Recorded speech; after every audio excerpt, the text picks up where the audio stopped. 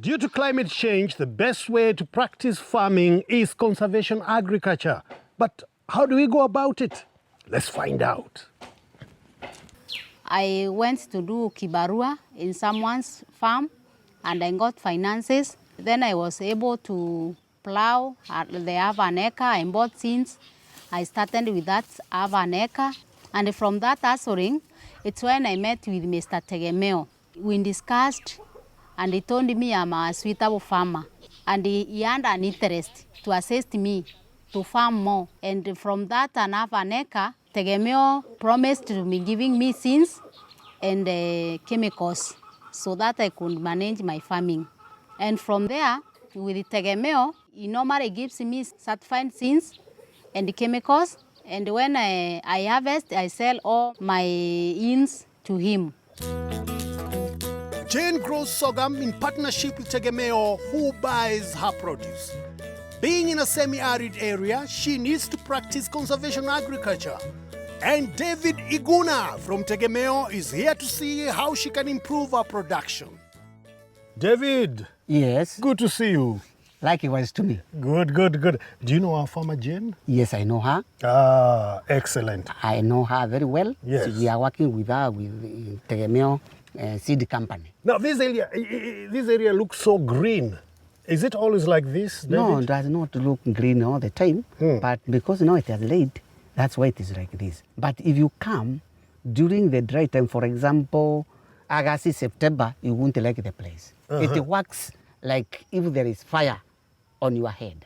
What? Yes. You can see very far. People have already cut the trees for the cultivation, so you can see how the area look like. Only that very few people have planted trees. Is that true? It is true. I'm trying to practice conservation agriculture. Yes. I've started to plant trees. You can see along my boundary, there are so many trees which I have planted. And even the other head, I have started planting this season. Good idea. So that I can at least make my climate to be at least cooler. Jane, in your conservation agriculture, do you have any challenges? Yes, I have. Yes, like which one?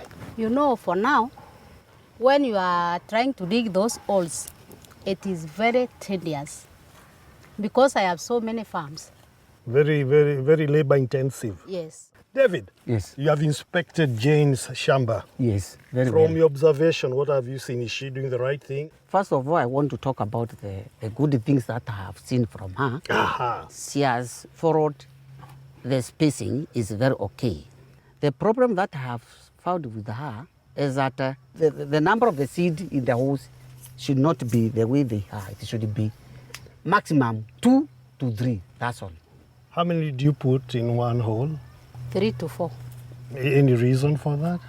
You see, when you are trying to put, some will go 4, others 3, because these things, they are very tiny. So it's by mistake? Yeah, it's by mistake. I thought it was insurance in case one doesn't germinate. No. You know, we normally plant certified seeds. So we know every seed will germinate. Other thing that I have realized is that she works very tirelessly because she digs the holes. Those are shapes. But there is this reapers, as she has said. Being an expert, just consult me. I will give you one. If you have a bull, then that exercise will be very easy. So, Jane, you have a bull? Yes, I have 2 of them. You have 2 bulls? Yes. And how many reapers do you have? 6. Yeah, case solved. I will have to see him in camera. In camera. That can help. Right. Okay. So now, where were we? What else have you seen? What I have also seen, please, when you weed for better production, you do the second weeding. The crop will do well. That is the thing that. How do you control your weeds? With the herbicide and digging manually. If she had done enough mulching, the weed for the second time she would not have done it. The expert went on to say that if Jane had left enough farm residue from her last harvest from the shamba, she would have used them as mulch. This would prevent the weeds from growing and she would not need to do a lot of weeding. Any other advice you'd like to give our farmer and farmers in general? Yes. The sorghum, the nutrients is using from the soil is not the same nutrients houses is using. So to retain the fertility from your Shamba, please use crop rotation in your farm every season. Jane practices conservation agriculture. She digs pits to plant her sorghum. The expert suggests minimum tillage using a ripper. The ripper makes deep, narrow cuts in the soil that trap rainwater, ensuring the plants have moisture throughout the season. He also suggests mulching. This is where you cover your soil with plant material like harvested sorghum stalks or grass. The mulch will protect the soil from the harsh sun and retain moisture. The third is crop rotation. He suggests rotating her sorghum with pulses. This will add more nutrients to her soil. If she does this, she'll get even better yields.